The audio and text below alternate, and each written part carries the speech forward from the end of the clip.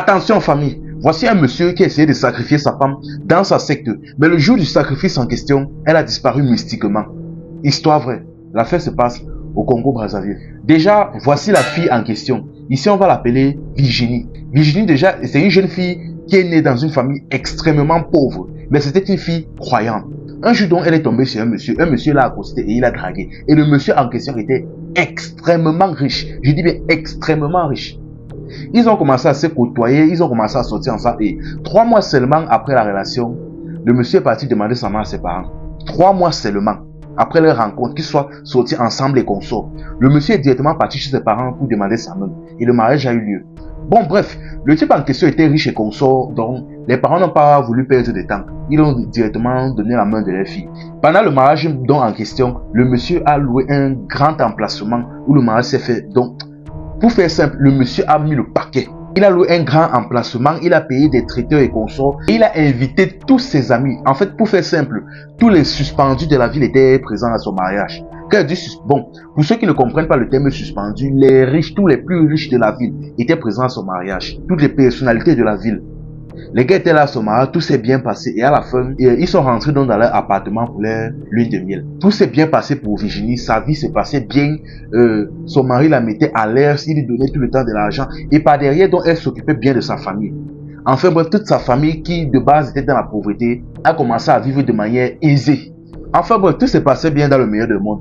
Bon, Virginie de base, elle avait commencé plus tard à recevoir des avertissements, que ce soit des voisins ou de qui est consort. Qui lui disait que son mari là en question avait l'habitude de sacrifier les femmes qu'il épousait. Bon, au lieu, elle s'est dit que c'était des ragots, ceci, cela. Elle ne voulait pas trop s'hasarder dans des histoires comme ça. Elle les ignore simplement. Un jour donc, son mari donc est descendu donc à sa réunion. Et dans sa réunion là en question, on lui a donc dit qu'il était temps déjà d'offrir un sacrifice.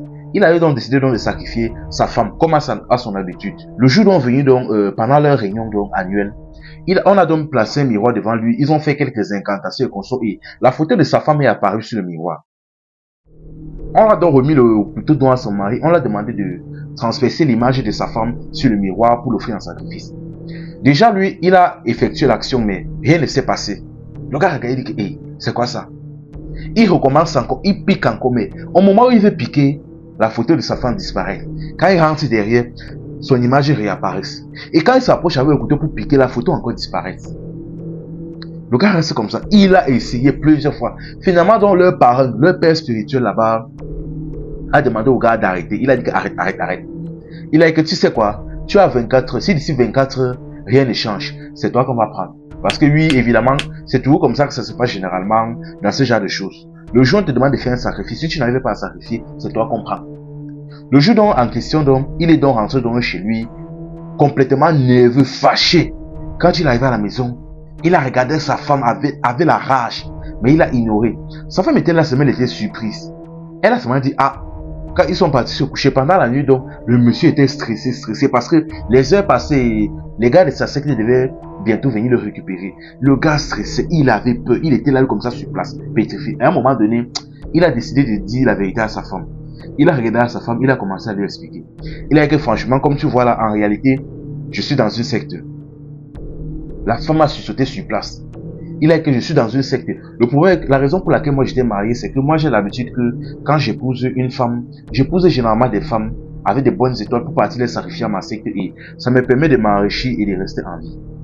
La femme est restée comme ça à l'écouter. Elle a donc compris que ce que ses voisins lui disaient depuis le début où elle arrivait là-bas était vrai. Il lui a expliqué que là j'ai essayé de te sacrifier à ma réunion. Mais le problème est qu'on ne sait pas ce qui s'est passé, mais ça ne passait pas. Et la raison même pour laquelle ça ne passait pas est que sa femme était une très grande croyante.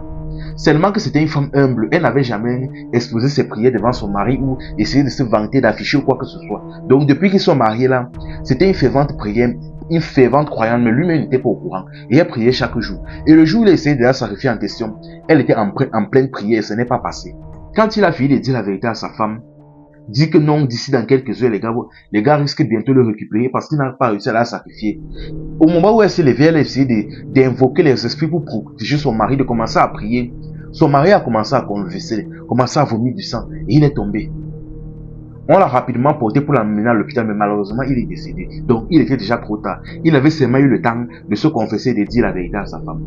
Ah, franchement, la famille. Déjà, déjà avant d'aller épouser quelqu'un, déjà on n'épouse pas quelqu'un seulement après 3 mois de relation. Je dis bien, parce que si quelque chose lui arrivait là-bas concrètement, ça aurait été de sa faute. Seulement, elle a seulement eu sa chance, c'était une croyante, Dieu l'a protégée. On n'épouse pas quelqu'un seulement après 3 mois de relation, ce n'est pas normal. Je sais que l'argent est bien, mais pas à ce niveau-là. 3 mois de relation, jusqu'à même les parents ont accepté de donner la main comme ça après 3 mois seulement. Ah Seigneur. Et deuxième chose déjà, ce n'est pas n'importe qui qu'on touche. Ce n'est pas n'importe qui qu'on touche. Pour ceux qui ne croient pas souvent, la prière sauve. Dieu sauve. Pour ceux qui ne croient pas souvent là, elle a été sauvée uniquement parce qu'elle était croyante, uniquement parce que elle était humble, uniquement parce qu'elle priait. C'est la seule raison pour laquelle elle a été sauvée. Parce que si c'était les filles d'aujourd'hui, les filles qui ont l'habitude de gérer les sugar daddy, les filles qui sont seulement là sur terre comme ça, elles ne gèrent rien. C'est qu'on l'aurait vendu depuis. On l'aurait vendu depuis. Il n'aurait même pas, peut-être qu'il n'aurait même pas eu besoin même d'aller en mariage avec elle. Il l'aurait vendu depuis. C'est Dieu qui garde, c'est Dieu qui protège. Confiez vos problèmes et vos situations à Dieu. C'est seulement lui qui peut résoudre vos soucis. Et rappelez-vous, ce n'est pas n'importe qui qu'on touche. Enfin bref, c'était Info et Amusement. Ici, on s'informe et on s'amuse.